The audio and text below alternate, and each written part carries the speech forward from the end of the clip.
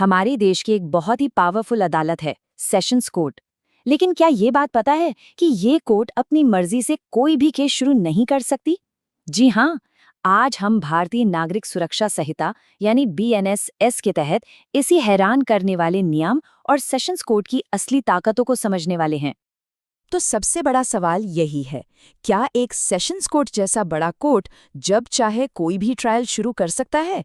पहली नज़र में तो जवाब हाँ ही लगता है ना? लेकिन देखिए, कानून की दुनिया में ना चीज़ें उतनी सीधी होती नहीं हैं जितनी दिखती हैं। इस सवाल का जवाब असल में एक शब्द में छिपा है, कॉग्निजेंस, या जिसे हम हिंदी में संज्ञान लेना कहते हैं। इसको आसान भाषा में ऐसे समझते हैं, ये वो लम्हा है जब कोई अदालत ऑफिशियली कहती है, ठीक है, हम इस मामले को सुनेंगे। यहीं से किसी भी केस की कानूनी कार्रवाई शुरू होती है।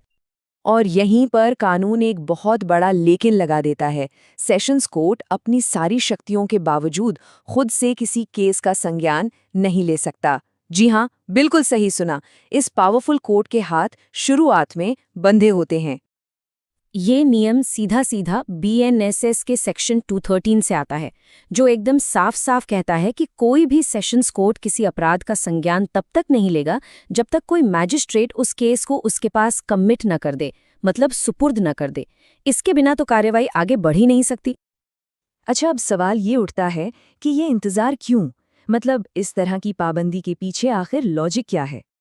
देखिए, इसके पीछे दो बहुत बड़ी वजह हैं। पहली, कोर्ट का कीमती वक्त बचाना, ताकि सेशंस कोर्ट का टाइम बेवजह के या कमजोर मामलों में बर्बाद न हो। और दूसरी, निष्पक्षता, ताकि आरोपी को भी ट्रायल की तैयारी के लिए पूरा मौका और जानकारी मिल सके। इसको समझने का एक बहुत ही बढ़िया तरीका है।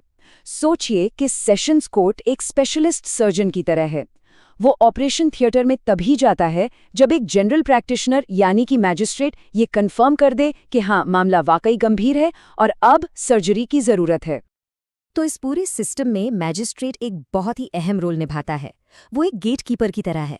सेशंस कोर्ट का दरवाजा तभी खुलता है जब मैजिस्ट्रेट उसे हरी झंडी दिखाता है। और जिस प्रक्रिया से मजिस्ट्रेट केस को ऊपर भेजता है ना, उसे ही कमिटल या सुपुर्दगी कहते हैं। ये एक फॉर्मल प्रोसेस है जिसमें मजिस्ट्रेट शुरुआती जांच पड़ताल करने के बाद केस को बड़े ट्रायल के लिए सेशंस कोर्ट को सौंप देता है। और ये स्लाइड पूरी कहानी का निचोड़ है। कमिटल से पहले सेशंस कोर्ट की शक्तियां एक बंद ताले जैसी हैं। वो कुछ नहीं कर सकता। लेकिन जैसे ही केस कमिट होता है, वो ताला खुल जाता है। और फिर सेशंस कोर्ट को न सिर्फ केस शुरू करने की, बल्कि नए आरोपी और नए अपराध जोड़ने तक की पूरी आज़ादी मिल जाती है। तो चलिए अब जरा देखते हैं कि जब ये दरवाजा खुलता है तो सेशंस कोर्ट को कौन-कौन सी बेहिसाब शक्तियां मिलती हैं।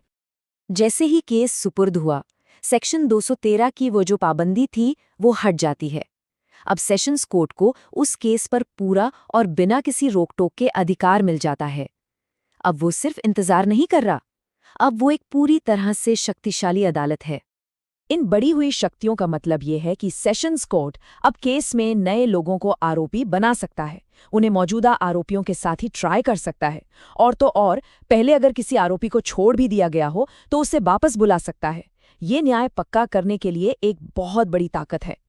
कानून की ये बातें तब और भी ज्यादा साफ हो जाती हैं जब हम कुछ ऐतिहासिक अदालती फैसलों को देखते हैं। इन केसेस ने इस शक्ति को सही मायनों में समझाने में बहुत मदद की है।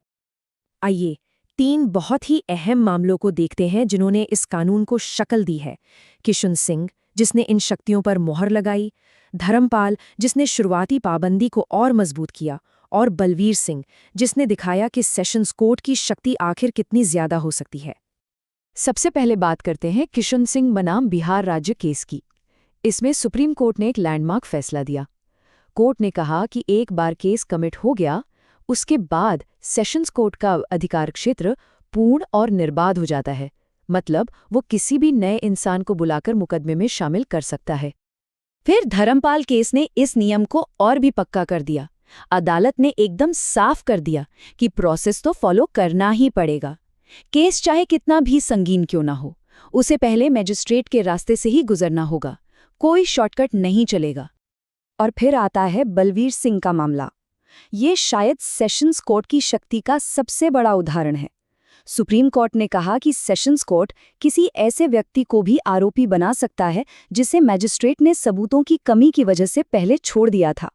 ये दिखाता है कि अंतिम फैसला लेने का अधिकार सेशंस कोर्ट के पास ही है। तो इस पूरी चर्चा का सार क्या निकला? निचोड़ बस इतना है कि मैजिस्ट्रेट द्वारा की गई कमिटमेंट ही वो चाबी है जो सेशंस कोर्ट को एक इंतजार कर रहे स्पेशलिस्ट से एक पूरी तरह अधिकार संपन्न अदालत में बदल देती है। तो आखिर में ये सब हमें एक बड़े सवाल पर लाकर खड़ा करता है। बदलते हुए कानूनी माहौल में क्या ये 2 स्टेप वाला प्रोसेस आज भी सही है? क्या ये अदालती काम की रफ्तार और एक व्यक्ति के अधिकारों के बीच सही संतुलन बना पाता है? ये एक ऐसा सवाल है जिस पर हमारे कानूनी जानकारों को लगातार सोचने की जरूरत है।